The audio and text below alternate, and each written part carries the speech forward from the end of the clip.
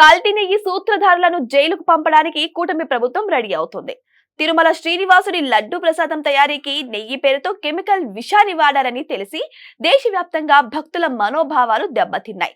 ఈ నేపథ్యంలో CM Chandrababu, deputy CM Pawan Kalyan, AP BJP అధ్యక్షుడు మాధవ్ ప్రత్యేకంగా సమావేశమై కల్తీ నెయ్యి వ్యవహారంలో అసలు దోషులను కఠినంగా శిక్షించాలని నిర్ణయించారు. ఇందుకోసం సిట్ దాఖలు చేసిన ఛార్జిషీట్ ఆధారంగా ఘోర అపచారానికి పాల్పడిన అసలు కుట్రధారులు, వారిని వెనుకుండి నడిపించిన రాజకీయ శక్తులను చట్టపరంగా న్యాయస్థానం బోన్లో నిలబెట్టేందుకు ప్రభుత్వం ఏకసభ్య కమిషన్ ఏర్పాటు చేసింది. సుప్రీంకోర్టు ఆదేశాల మేరకు సిబిఐ ఆధ్వర్యంలోనే ఏర్పాటైన సిట్ కల్తీ నెయ్యి కేసులో సుదీర్ఘ విచారణ చేసి 36 మందిపై అభియోగాలు మోపింది.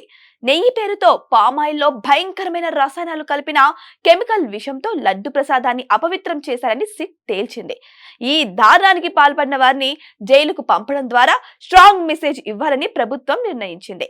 సిట్ అభియోగాలు మోపిన వారి అరెస్టులతో సరిపెట్టకుండా గత ప్రభుత్వంలోని కీలక నేతల ప్రమేయానికి సంబంధించిన ఆధారాలను ప్రజల ముందు ఉంచాలని కూటమి పార్టీల పెద్దలు భావిస్తున్నారు.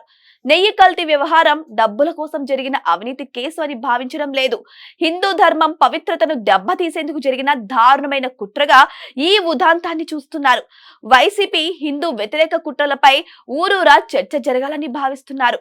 తప్పు చేసి దొరికిపోయినా జగన్ అండ్ కో ఏ విధంగా ఎదురుదాడి చేస్తున్నారో ప్రజలకు వివరించాలని ముఖ్యమంత్రి చంద్రబాబు, ఉప ముఖ్యమంత్రి పవన్ కళ్యాణ్ నిర్ణయించారు.